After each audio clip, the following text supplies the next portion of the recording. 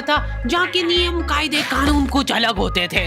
इस जेल के कैदी डेली अपने घर से बस्ता टांग के यहाँ पे आते हैं दिहाड़ी करने। कई माँ बाप उनके बच्चों को खुद इस जेल में फेंक के जाते हैं ताकि उनका बच्चा जिंदगी में एक सक्सेसफुल दिहाड़ बन सके। दरिंदे रोक दे बच्चा। मैं अपनी दिहाड़ी करने वैन से जाता था। हमारी वैन वाले ड्राइवर का नाम था भैया जी और उसकी वैन का नाम था मैजिक, जिसका हर दूसरे दिन टायर पंचर हो जाता था। बच्चे लोग स्कूल जाके पढ़ना सीखे ना सीखे टायर पंचर बनाना जरूर सीख जाते थे। लेकिन भैया जी से मेरा अलग अटैचमेंट था। उनसे मेरे को दिल से नफरत थी। ये आदमी सुबह 5 बजे आके मेरे घर के सामने हॉर्न बजाता था। अरे भैयू, ओए भैयू, जल्दी से तैयार हो जा बेटा, 5 मिनट में निकलना है फटाफट। 9 बजे का स्कूल है यार हमारा। लेकिन ये आदमी सुबह सबसे पहले आके मेरे को लेता था। उसके बाद हम 3-4 घंटे पूरे शहर भ्रमण पे निकलते थे। शहर के पूरे आखिरी कोने से बच्चे ले लेके आता था ये आदमी। जहाँ पे वैन जा भी नहीं सकती उधर कूदा कूदा के ले जाता था ये, और फिर टायर पंचर हो जाते थे। शाम पड़े वापस से हमको घर घर छोड़ के आता था ये। जिंदगी बर्बाद कर दी थी भैया जी ने मेरी। सबसे पहले लेते थे और सबसे आखिर में छोड़ते थे। लेकिन मैं फिर भी उसी वैन में जाता था क्योंकि चमेली भी हमारी वैन में ही आती थी। और बात यह है कि वो मेरे पास ही बैठती थी, मतलब मजबूरन। उसके पास और कोई ऑप्शन ही नहीं बचता था और मैं बचाता भी नहीं था। मैं घर पे जाते से जो 2-3 घंटे मेरे को सोने के लिए मिलते थे उसमें सोता नहीं था और मैं प्लानिंग करता था कि कैसे चमेली सिर्फ मेरे पास बैठे। चमेली सबसे आखिर में आती थी और मैं सबसे पहले सुनसान वैन में चढ़ के बस्ता अपने पास में रख के और फसर के सो जाता था। बाकी सारे बच्चे अपना बस्ता गोदी में रखते थे क्योंकि तुम्हारे बाप की वैन नहीं है, मतलब मेरे भी नहीं थी। पर मेरे ऊपर भैया जी को तरस आ जाता था कि बेचारा 5 बजे से आया है, तो वो सोने देते थे।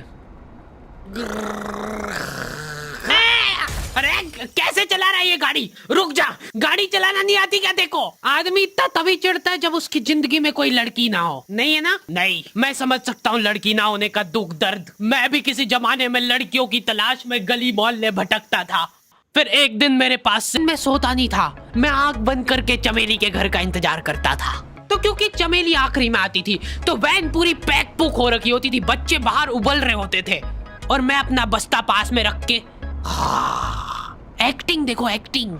और जैसे ही वो आती थी, हड़बड़ाना नहीं, ऐसे टाइम पे हड़बड़ाते नहीं है कि फटाफट बैग उठाया और आओ इधर बैठो जल्दी। मत करना ये हरकत, भाग जाएगी वो। ठरक नहीं झलकना चाहिए जरा सिक भी, एकदम सटल रखना है। क्या हुआ? और कहीं जगह नहीं है क्या? तेरे मुंह में मूत दूंगा मैं। अच्छा ठीक है, इधर ही बैठ जाओ। देख रहे हो एक्टिंग, देखो तुम लौंडे की। ना जाने कौन सी नशीली खट्टी मीठी खुशबू लगा के आती थी चमेली। आज तक उसकी खुशबू है मेरी नाक में। मैं वो खुशबू का पूरा मजा ले ही रहा होता हूँ, इतने में एकदम भभका बास आती है निकाह से। जैसे ही मैं बाहर झांकता हूँ, मरा हुआ कुत्ता पड़ा है वहां पे। एक काली कार सूख करके निकली और मेरे बच्चे को मार दिया। कैसे करके निकली? शूक। ऐसे नहीं निकली थी, मैं यहीं पे खड़ा था, वो कार आई थी और जैसे ही वो बच्चा नीचे आया तब वो खड़ा, वो बच्चा चिल्लाया और फिर कार शूक करके भाग गई। उधर कुछ बच्चे ऑटो रिक्शा से भी आते थे स्कूल। ऐसा लगता था कि पूरे स्कूल के बच्चे इस एक ऑटो रिक्शा में ठूस ठूस के ले जाता है वो। ये ऑटो वाले और भैया जी दोस्त थे और अब ये बीच सड़क पे रेसिंग लगवा रहे हैं। इनकी गाड़ियां उबला रही है बच्चों से, फिर भी नहीं मान रहे ये लोग। नहीं जीतूंगा। स्कूल जाके वो पीछे मुलट के देख रहा है तो एक बच्चा नहीं बचा उसके ऑटो रिक्शा में। हमारे भैया जी बेचारे पीछे से उनके गिरे हुए बच्चों को उठा उठा के ला रहे थे। ये सब हरकतें करके हम लोग जैसे तैसे कैद खाना पहुंच जाते हैं। सुबह 5 बजे से निकलने के बावजूद हम लोग लेट पहुंच रहे हैं वहां पे पहुंच के हमने देखा कि 4 लौंडे मरे हुए पड़े हैं जिनको डॉन ने मारा है। डॉन हमारे स्कूल की इंचार्ज थी। डॉन का कद छोटा था और पेट मोटा था और आश्चर्य की बात यह है कि समय के साथ उसकी हाइट कम हो रही थी। मतलब बड़े नहीं बड़े वो चलता है एक बार को, पर इसकी कम हो रही थी।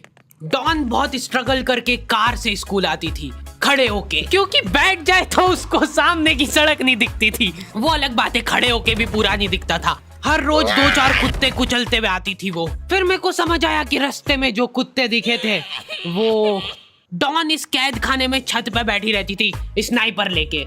कोई भी कैदी कुछ गलत गतिविधि करता हुआ दिखता था तो वहीं पे, मैडम इनकी लाश का क्या करना है? अरे ये तो आपको पता ही है। कहाँ रह गए थे यार झमू दीदी, फटाफट ये खून वून साफ करो। झमू दीदी बुलेट से स्कूल आते थे और ये अफवाह फैली हुई थी पूरे स्कूल में कि उनके घर पे मर्सिडीज भी है। लेकिन झमू दीदी हम्बल रहना पसंद करते हैं। ऐसा कहा जाता था कि ये स्कूल ऑन पेपर झमू दीदी के नाम पे ही है, पर वो हम्बल रहने के लिए यहाँ पे झाड़ू पोछा लगाती है। वैसे मैडम इन्होंने करा क्या था? गैर कानूनी पेन फाइट का सट्टा खेलते थे ये लोग क्लास में। उससे मेरे को प्रॉब्लम नहीं है, मेरे को क्यों नहीं? हाँ, हमारी क्लास में पेन फाइट का सट्टा चलता था। हमारे इधर जो लौंडा पेन फाइट में जीतता था सामने वाले का पेन उसका हो जाता था। कुछ बच्चे अपना सब कुछ दांव पे लगा देते थे और कर्जे में डूब जाते थे। फिर भी वो लोग हार नहीं मानते थे और अपने दोस्त से पेन उधार लेके खेलते थे और वापस हार जाते थे। तो अब क्लास में कुछ बच्चों के पास पोटला भर के पेन पड़ा है और कुछ बच्चों के पास पेन ही नहीं है। पेन इस कैद खाने की करेंसी थी। जिसके पास जितने महंगे पेन वो उतना रईस। यहाँ पे ब्लैक में पेन इधर उधर होते थे। नॉर्मल लोगों के पास होते थे 5 रुपए वाले जीफी जेल, जो कि तुम एक पन्ने पे लिखोगे तो पीछे 10 पन्ने तक छप जाएगा। और उनसे भी गए बीते लोग होते थे जो 3 रुपए वाला यूज एंड थ्रो लेके आते थे और उससे भी उनकी अच्छी राइटिंग आ जाती थी। बहुत चिढ़ मचती थी यार मैं कौन से। और कुछ चुनिंदा रईस लोग होते थे जिनके पास होता था ट्राईमैक्स। हर बच्चे का सपना होता था कि उसके पास एक ट्राईमैक्स हो, साथ में आसपास 2-4 लड़कियां हो। मेरे को प्लीज मेरे को यहाँ पे ऑटोग्राफ दे दो। ये लो ट्राईमैक्स किंग के। ये ट्राईमैक्स क्या बात कर रही है? सही में एकदम रईस लोग ही अफोर्ड कर पाते थे ट्राईमैक्स। वो बाबड़े भी एक एक अक्षर लिख के रिफिल खोल के देखते थे।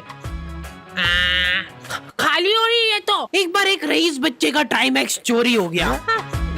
पूरे स्कूल में हाहू मच गई थी। वो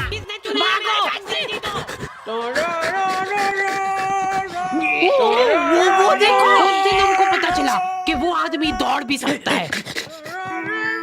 हमारे स्कूल में कुछ भी कांड हो रहा है ये आदमी सबसे पहले दौड़ के आएगा। पूरा बैग खोल चोर, और बच्चों के बैग चेक करेगा। स्कूल वालों को भी इसकी सैलरी देते वक्त सबसे ज्यादा आंख खरती है। सैलरी किस चीज की?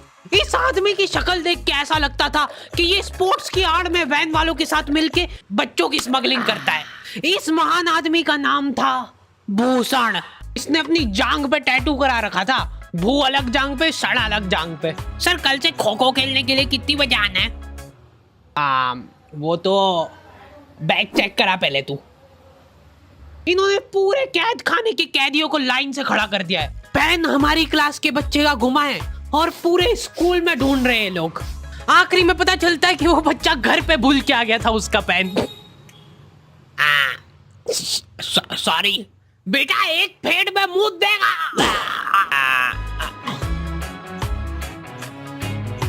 ऐसे तो नमूने बच्चे थे हमारे स्कूल में और टीचर लोग उनसे भी गए बीते थे। हमारे स्कूल में टीचरों को उनके नाम से कोई जानता ही नहीं है। बच्चों ने उनकी हरकतों के अनुसार टीचरों के नाम रखे हुए। हमारे इंग्लिश वाले टीचर का नाम था छोटा भीम। इससे चिड़चिड़ा आदमी मैंने आज तक नहीं देखा। छोटा भीम की हॉबी थी लड़कों को कूटना। उस बेचारे की हाइट छोटी थी तो बच्चे के मुंह तक उसका हाथ ही नहीं पहुंचता था। बेचारा उचक उचक के मारता था, फिर भी कमर तक ही हाथ पहुंच पाता था उसका। एक पॉइंट पे मेरे को ऐसा लगने लग गया था कि उसको सैलरी लड़कों को कूटने की मिल रही है। कभी किसी बच्चे को बहुत ज्यादा मार दिया, घायल हो गया वो बेचारा, ये लो आपका एक्स्ट्रा बोनस। होमवर्क तुम्हारा बाप करेगा क्या? सर मेरे पापा मर गए थे। तू भी मर जा। ये लो। अरे वाह, नहीं चल रही, सांस तो नहीं चल रही है। हाँ कंफर्म मर चुका है ये।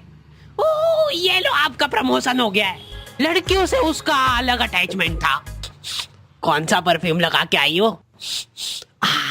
सर थोड़ा दूर रहो। अरे मैं कुछ कर थोड़ी ना।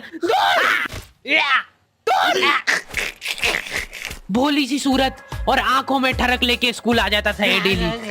So this means that He will jump over it and then he started. ये आदमी इंग्लिश को इंग्लिश में ही ट्रांसलेट करके चल जाता था हमारी नंगी आंखों के सामने। इधर वॉशरूम में मौत का नंगा नाच मचा रखा था लॉन्डो ने। 4 लॉन्डे दिन भर वॉशरूम में जाके खड़े हैं, कुछ भी नहीं कर रहे वो लोग वहां जाके, उनको बस मन की शांति मिलती है वहां जाके। अगले दिन उन चारों ने प्लानिंग करी कुछ तो प्रोडक्टिव करते यार वहां जाके। अगले दिन वो सब पानी की बोतल लेके गए। अब वो पानी पी पी के हाथों हाथ मूत रहे हैं। और ये टीचर लोगों को प्रॉब्लम क्या है, बच्चे अगर वॉशरूम जा रहे हैं तो एक गया है तो अभी दूसरा नहीं जा सकता है। क्यों? तुम्हारे घर की लेटरिन थोड़ी ना है वो कि एक टाइम पे एक जना यूज कर सकता है। मान लो वो 2 जने अगर वॉशरूम में मिल गए तो वो क्या कर लेंगे ज्यादा से ज्यादा?